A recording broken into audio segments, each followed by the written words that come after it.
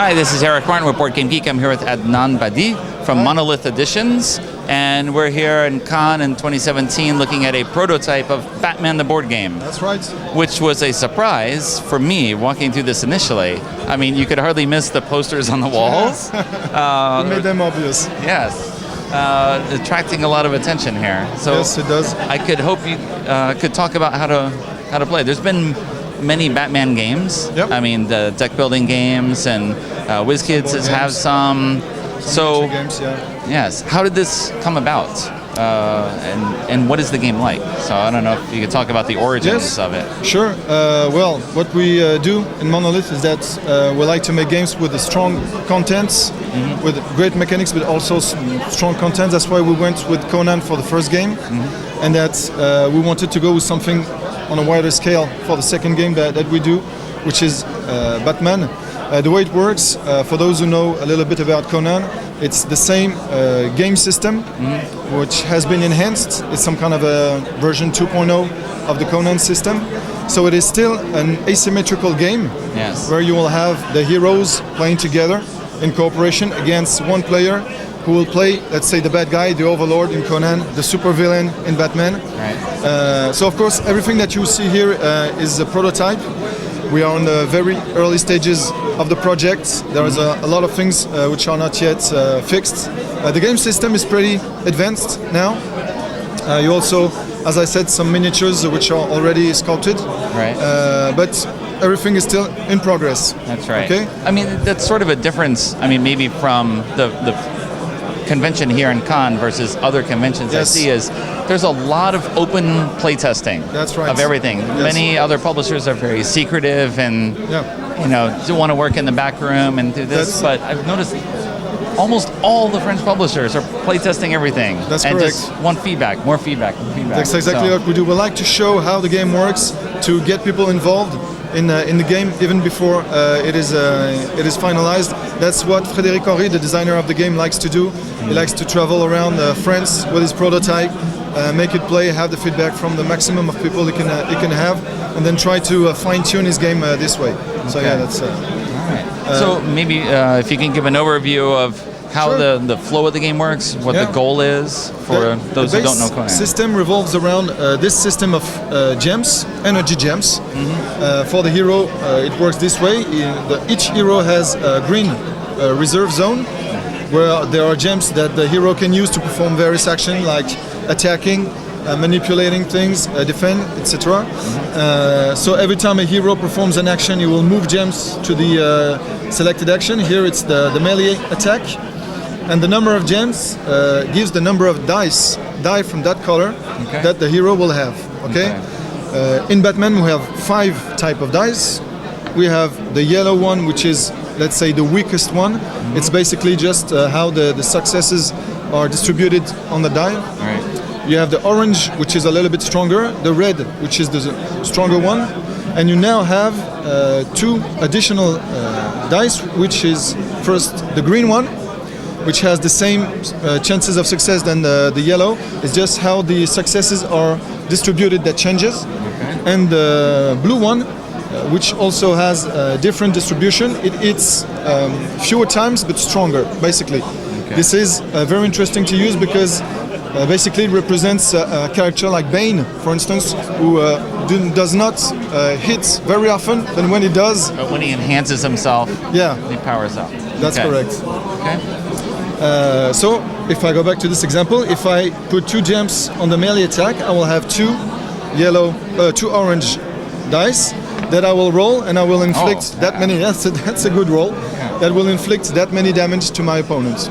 Okay. Once this gem has been used at the end of my turn, they will go to my fatigue zone here, and at the beginning of my turn, I will be able to recuperate a certain number of gems from my fatigue zone to my available zone. So if I choose to be aggressive during this turn, I will recuperate only 2 gems, okay?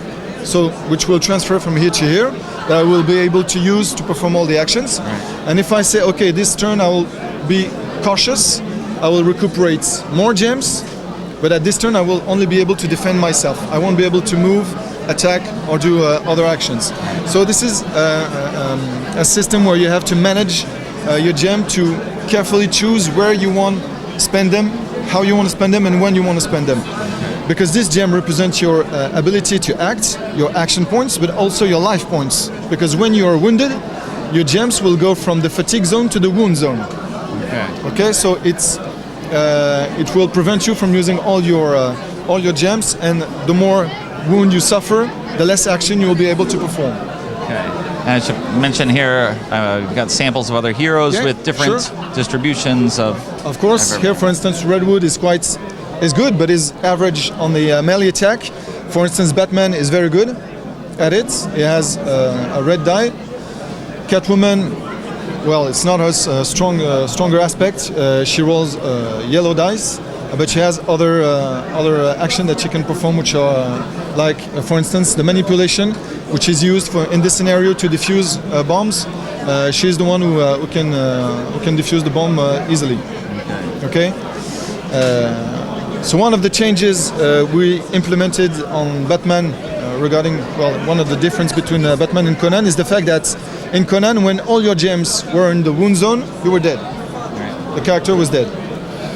In Batman, at the beginning of your turn, as I say, you can say, okay, I want to be cautious during this turn. You will now recuperate always 5 gems, but you will transfer them from the wound zone to the fatigue zone. And then on your next turn, you will be able to transfer them again to your reserve zone and use them to perform action. Okay, this way the heroes never die because that's comics. Exactly. No one ever dies forever. Exactly. They can be knocked out but never die. Right. And it's still not frustrating for the Overlord, because actually when you are you are knocked out and you have to wait 2 turns to then again be able to perform an action, is really it's a strong penalty, because the game usually will be very time stressed. Okay. So in terms of actions, the heroes will be able to melee attack, ranged attack, defend, manipulate, as I say, to defuse the bomb in this specific scenario. We'll have a new characteristic, which is the intelligence. Will be used to solve riddles, to access computers, to hack devices, electronic devices, for instance. And you have the reroll action, because it's always nice to have the possibility to reroll a bad roll. Okay. What you see here is the exertion limit. Just like in Conan, it's the maximum number of gems you can put on a specific action per turn. Okay. The difference again with Conan is that now the defense and the rerolls are now also have an exertion limit. It was not the case in Conan. Okay. And for the Overlord, so yeah. So that's how the heroes play in the gist. Just like in Conan, there is no specific hero turn.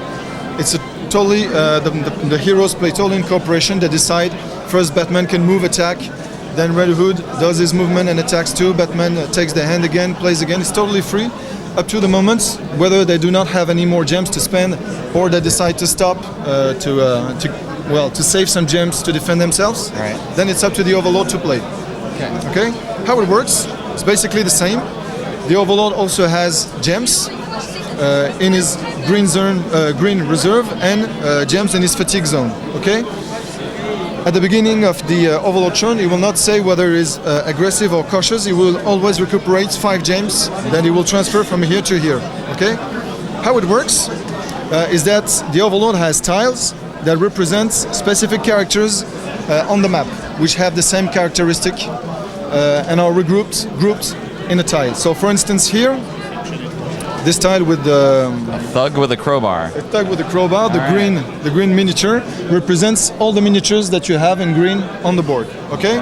So, for instance, if the Overlord wants to activate this thug with a crowbar, they are in position 1 of the river. So we will spend 1 gem from his reserve zone to his fatigue zone, and he will be able to activate this tile. The system, the very clever system that you have on Batman that you also had on Conan, is that when the tile is activated, it goes at the end of the river and it pushes all the other ones to the left, which means that this one now costs 1 less to activate. The Overlord could activate this one again, but now it costs 7. Okay, so this is basically how it works. The Overlord can activate up to 2 tiles per turn, and again, one of the differences between Batman and Conan, which is very interesting again, is that in Conan, the miniatures of the Overlord were first move, then perform their actions. Now, in Batman, you can perform your action, then move. It gives a lot more freedom to the Overlord on how he wants to distribute and how he wants to move his miniature on the board. They now have characteristics like manipulation, intelligence, etc. So it's a lot more flexible for the Overlord the way it is done. You also have specific characters, of course, supervillains, like you have superheroes. Here, Bane, when he elects to attack, so in his action he says, okay, I want to attack an enemy, well, a hero in this case. He will choose whether he wants to make one strong attack, so with 2 strong dice, or 3, let's say, medium attacks with weaker dice. Okay? Why did we choose to do that? It is because in Batman you will also have something that has been demanded a lot by our players, is 1 versus 1 player mode. Okay. In which each player will have this board in front of him and will control his units through this board. Okay? Yeah. So it's kind of an Overlord versus Overlord mode. Okay? So it's a 2-player mode that will use this system and will be a little bit more strategic, a little bit more tactical.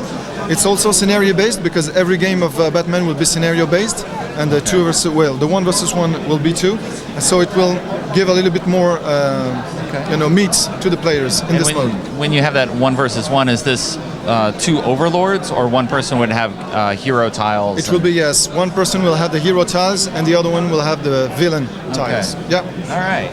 Yes, that'd be a very big change. Yes, in terms of what's coming here. Okay.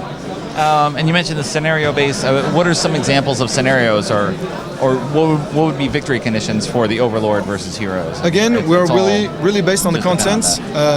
What we will do here is a lot based in the comics. We're not going to go a lot in the material from the movies or from the video games. Right. We want to stick true to the comics. So which you will still have. Gives you 70 years of. We have enough. We have enough. So the scenario tab will range from bomb defusal to rescue to VIP escort to, well, basically assassinations, things like this, kill the guy, etc. Right. So it will be very different. We'll have a lot of variety in the scenarios. Yeah. Okay. All right. That sounds pretty amazing, and I wish you well. Do you have any sort of idea? I imagine this will go to Kickstarter at some point when you're ready. Yep. Do you have a date in mind, or? As I said, we're in the very early stages of the projects. We want to move forward before we start announcing any dates. Yeah. It won't be in the next weeks. That I can tell you. Okay. You can say based on the prototype phase of the game, but when we will have more information, we will communicate on it. But for the moment, it's too early. Okay. Yeah. I mean, I guess it's good too, just to have that open-endedness. Yeah. Because of course, Conan was worked on for a long time. I interviewed Jamie Johnson 2014, very early on, I think, in the process, and it took a while to get everything there.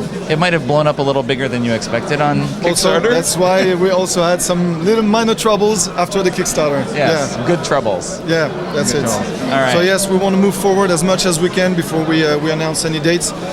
The idea is to get close to 100%, a game ready at 100% when the Kickstarter launches. Right. Yeah. All right. Thank you very much for the detailed overview. I appreciate it. Thank you very much. And we'll hear more. Thank you. Have a good one.